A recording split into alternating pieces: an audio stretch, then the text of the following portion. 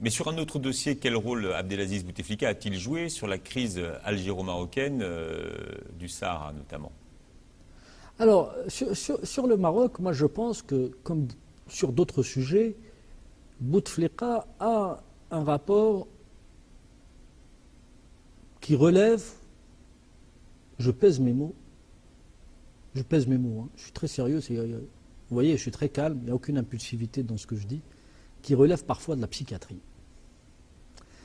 J'ai toujours été interpellé par les gens qui ont une attitude ou un rapport d'attirance-répulsion, ou d'amour-haine à l'égard des choses ou des gens. Et Bouteflika fait partie de cela, sur plusieurs dossiers. J'en prendrai deux. Les Marocains. Bouteflika est plus marocain que n'importe quel Marocain. Mais en même temps, il déteste, ou il détestait Hassan II notamment, et aujourd'hui Mohamed VI. Il le détestait ou l'admirait? Mais c'est ça, c'est ce que je vous dis. Ça relève de la psychiatrie. C'est-à-dire quand on est dans un rapport d'amour-haine. Il signait, comme je le rapporte dans mon livre, c'est son courrier, votre serviteur dévoué, ou votre dévoué sujet, Abdelaziz Bouteflika, quand il écrivait au roi du Maroc. Donc il se considérait comme un sujet de Hassan II. Il ne se considérait pas comme un citoyen algérien.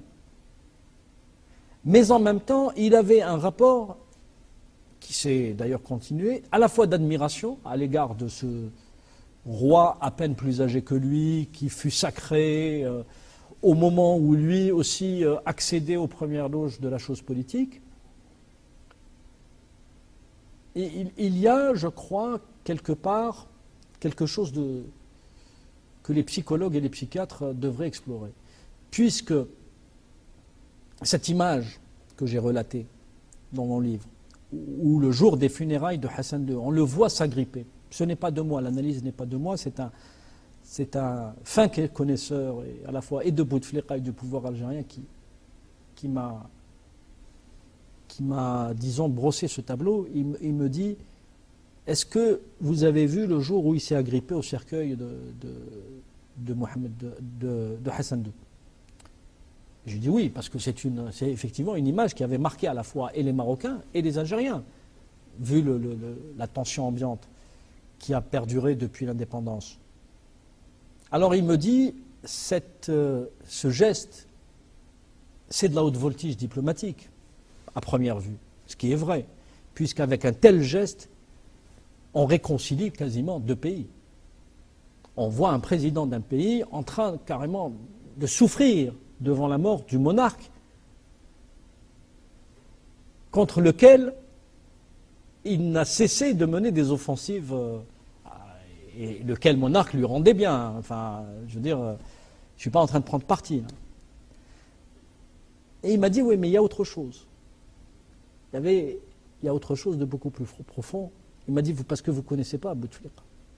Moi, je le connais. Et je lui demandais donc de m'expliquer. Il m'a dit, Bouteflika a depuis toujours rêvé de parler d'égal à égal à Hassan II. Et en fait, il devient président algérien en avril 1999. La première chose qu'il fait, pratiquement, c'est prendre rendez-vous avec Hassan II. Rendez-vous est pris pour septembre. Et Hassan II lui claque entre les doigts. Il décède en août. Pas de bol. Donc, quelque part, il pleurait plutôt son sort, son propre sort que celui de Hassan II.